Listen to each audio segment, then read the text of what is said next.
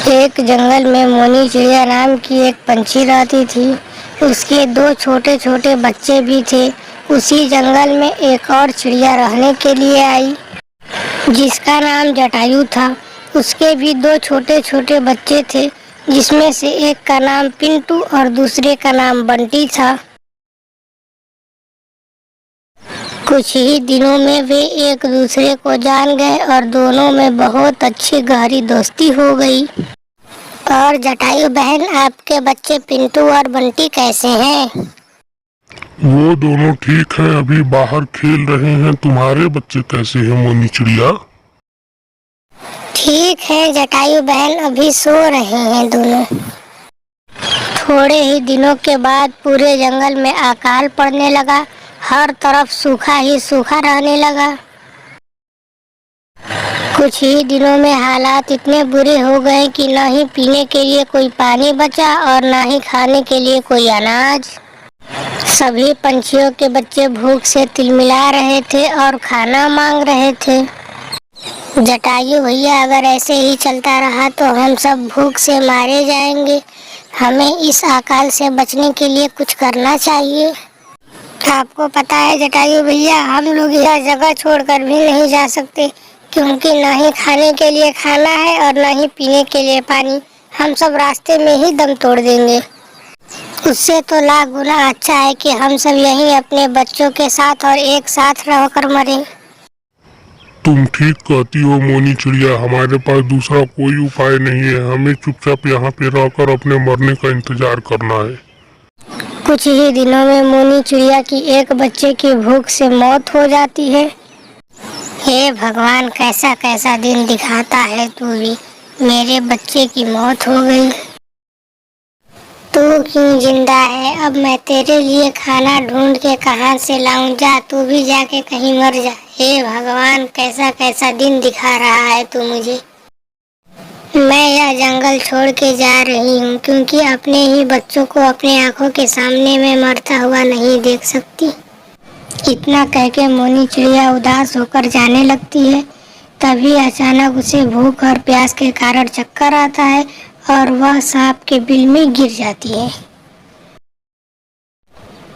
वहाँ पे बहुत सारा अनाज रखा रहता है।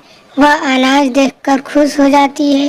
पहले तो वह पेट भर के दाना खाती है और फिर यह बात बताने के लिए अपने दोस्तों के यहाँ निकल पड़ती है। घर पहुंचकर वह जटायु से बोलती है, जटायु भैया, आपको पता है, जब मैं जंगल छोड़ के जा रही थी तभी अचानक मुझे चक्कर आया और मैं एक सांप के बिल में गिर गई। वहाँ पे बहुत सारा अनाज रखा था। चलिए जटायु भैया, मैं आपको वहाँ पे लेके चलती हूँ। आप भी दाना खा लीजिए, बहुत दिनों से आप भूखे हैं। अब कोई हम में से भूखा नहीं मरेगा।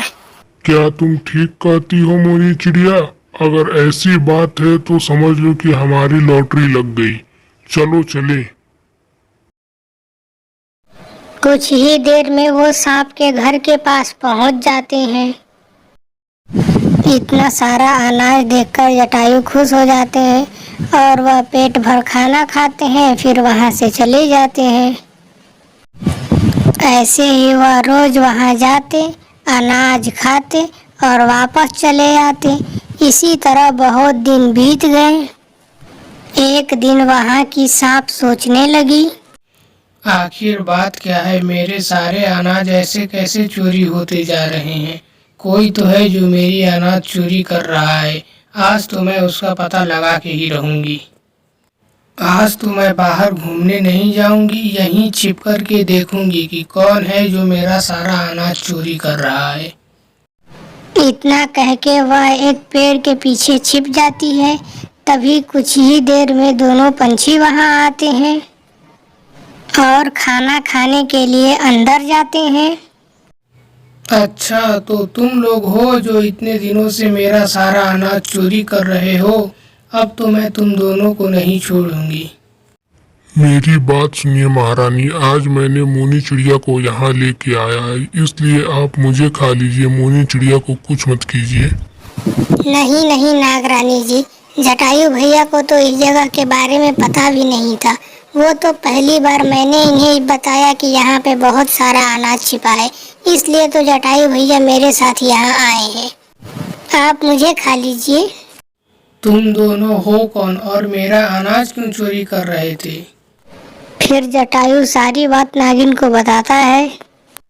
तुम लोग बहुत परेशानी में थे, लेकिन तुम लोग बहुत अच्छे इंसान हो।